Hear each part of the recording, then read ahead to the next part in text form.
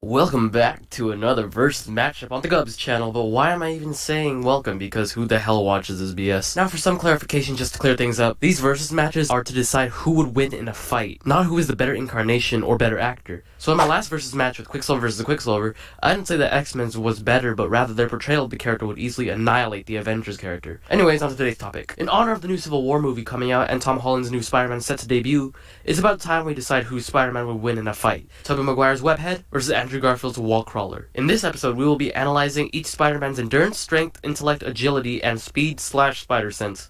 Okay, believe it or not, this is actually my second time recording this, but I did some miscalculations in the endurance section, and my research got all jumbled up, so yeah, we are not going in the particular order as earlier stated. With that intro out of the way, let's do this! Intellect. Both Peter Parkers possess remarkable IQ levels, but one clearly stood out. In the original Spider-Man trilogy, Tobey Maguire showed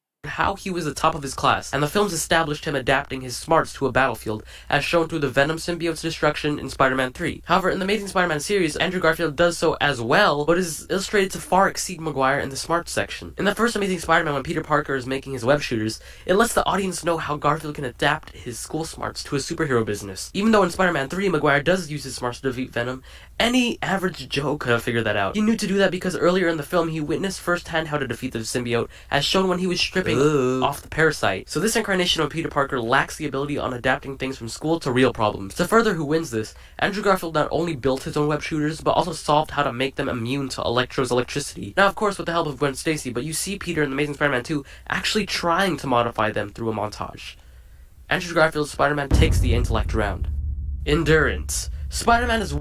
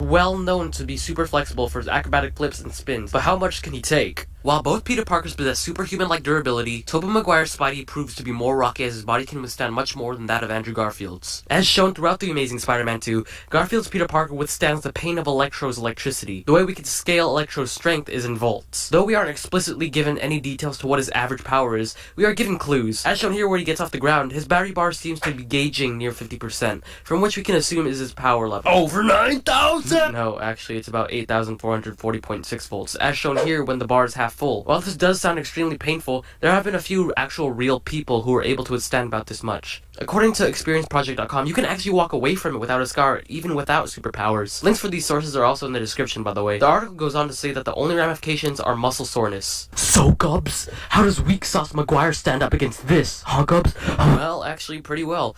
Maguire's Parker took a grenade to the face, and no, not just any kind of grenade, but goblin grenades. You know, the ones that disintegrate people? Like 4 feet away? Let alone 4 inches? Nah, that probably isn't the same one, right? Well, even if it wasn't, grenades are known to blow off your head. And in Spider-Man 3, while Harry Osborn did survive the blast, it left a scar on his face, a pretty gnarly one at that. And Maguire just walked out unscathed like nothing happened. Even so, comparing a grenade to electricity is like comparing apples to oranges, but I'm gonna have to give this one to Tobey Maguire. So this speed section is not necessarily how fast one can throw a punch or how fast one can run, but rather how fast one can spider sense. Yes, that is perfect English. Please don't question it.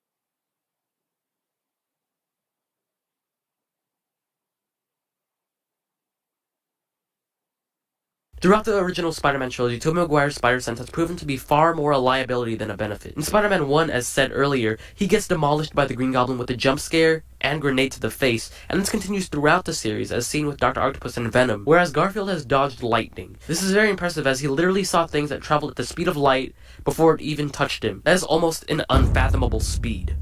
Strength.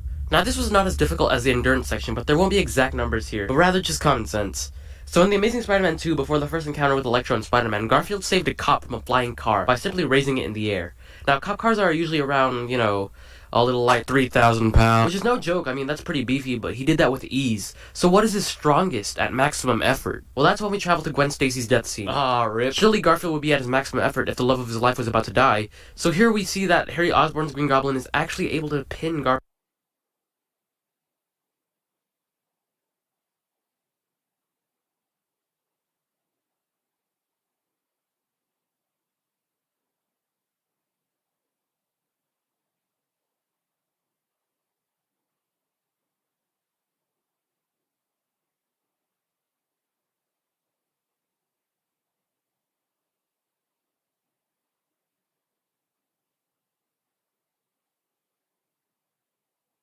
Garfield down and allow Stacy to fall to her death in time. Many may ask, well, why didn't Spider-Man see that coming?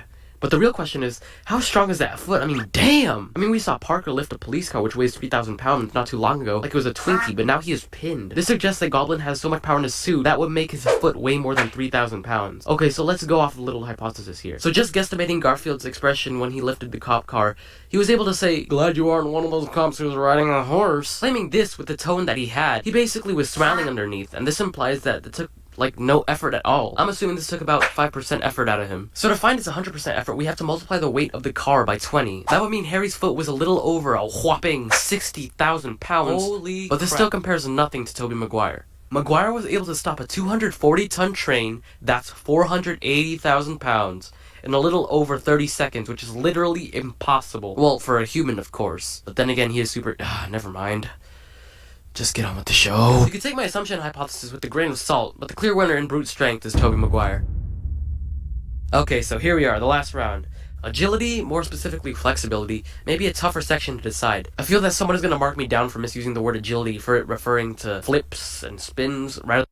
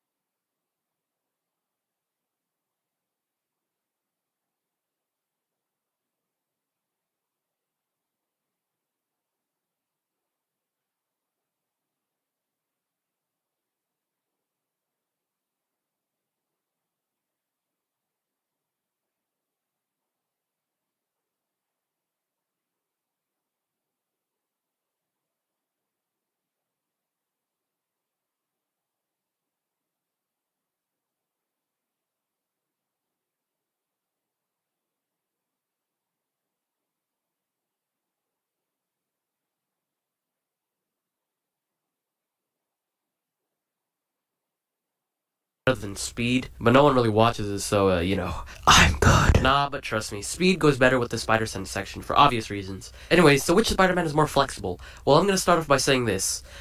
Looks can be very deceiving. If you didn't get that, then let me elaborate. Comparing the two side by side, who looks more flexible? Garfield, right? Right. But is he really more flexible than Maguire? Not so much. In The Amazing Spider-Man, we see Garfield move like a spider when he is covering the lizard with webs. Pretty agile. Yet when he is swinging from building to building, he is easily shot with a tranquilizer in midair. So Gubs, not even Spider-Man can do flips or change directions all in midair. So Gubs, so... Well, that's where you're wrong, sonny boy. In Spider-Man 2, Tobey Maguire easily proves this point wrong in the awesome train scene. He bobs and weaves Octavius through actions like kip-ups, dolphin dives, and reverse ducking? If that's what you call that one move. And that midair maneuver? Yep, he does it when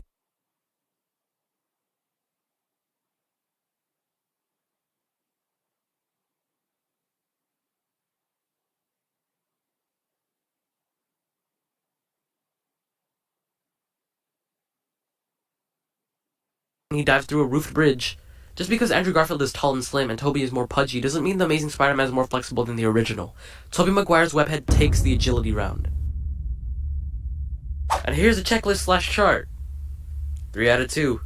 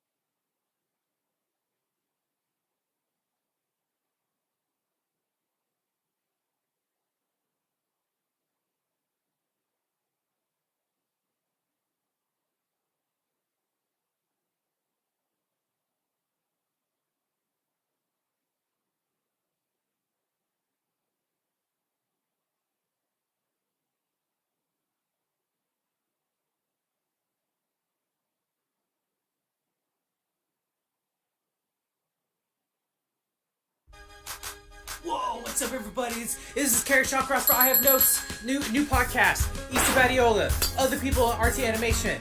We're gonna talk Supernatural. And for some reason, the weirdest of powers keep showing up in teens. When's it gonna be our turn? Danny Phantom, Amity Park's half-human, half-ghost superhero. And Jake Long, the hip American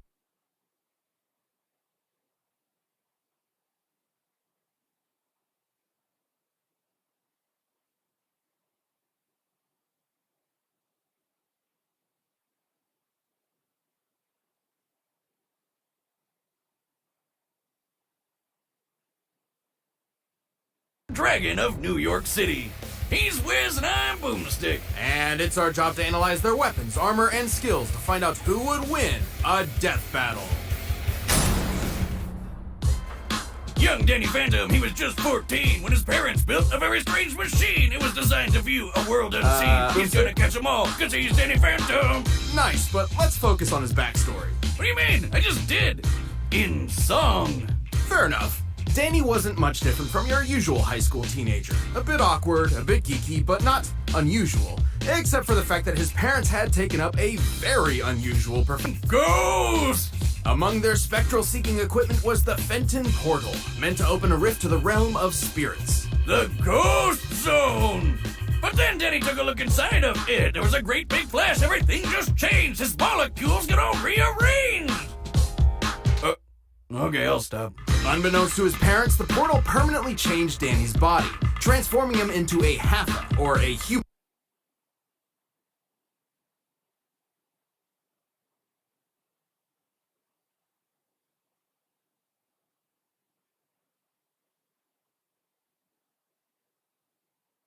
infused with ecto energy.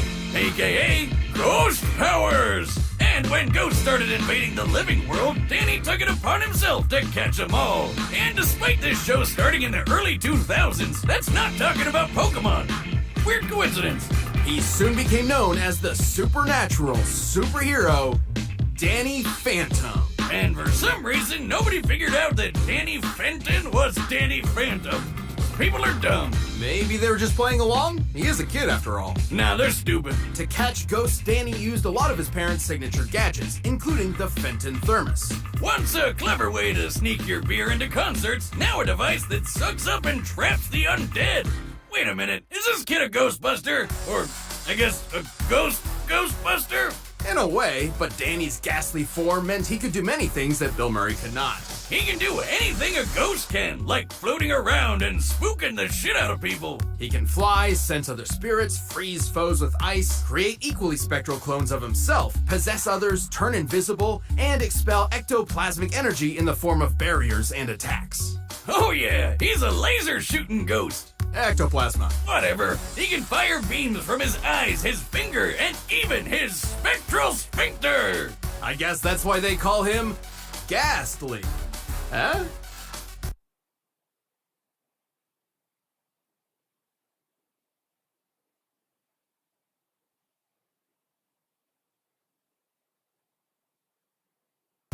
Maybe he should see a doctor. But his deadliest, most exhausting ability is his ghostly wail.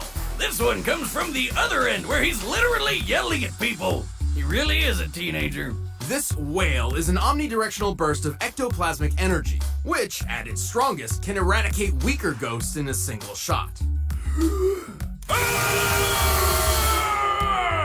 See, just like that. Why?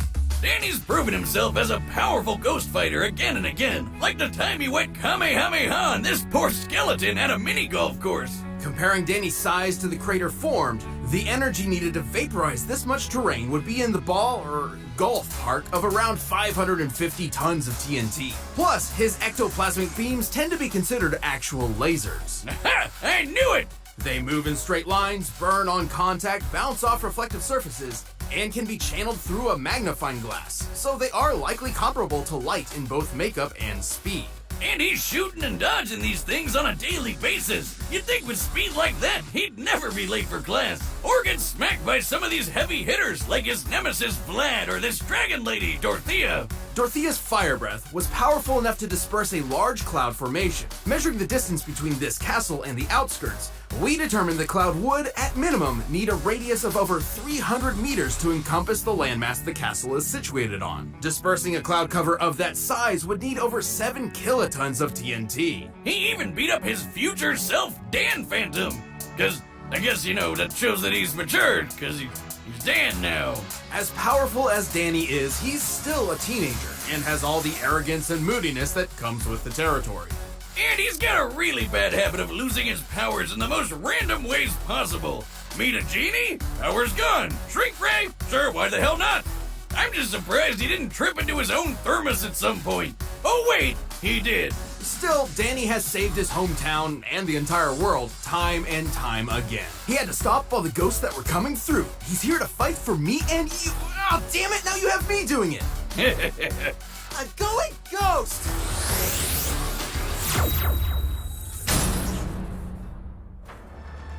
Thousands of years ago, a group of mystic warriors were formed. This was the Hunts clan, and their mission was to eliminate all magical creatures from the world. But these Foot Clan wannabes were in over their heads thanks to the most powerful creatures of them all, the dragons. In short, every corner of the world has a dragon tasked as a guardian of the magical community. This mantle is passed down generation by generation. So after the Chinese dragon's daughter moved to America, her son became the first American dragon, Jake Long. He's cool, he's hot like the frozen sun. He's young and fast, he's the chosen one. He's the American dragon. You're gonna do this the whole episode, aren't you? Probably. Jake was only 13 years old when he became the newest protector of magic. His responsibilities became tough to handle alongside school and friends. Lucky for Jake, he didn't have to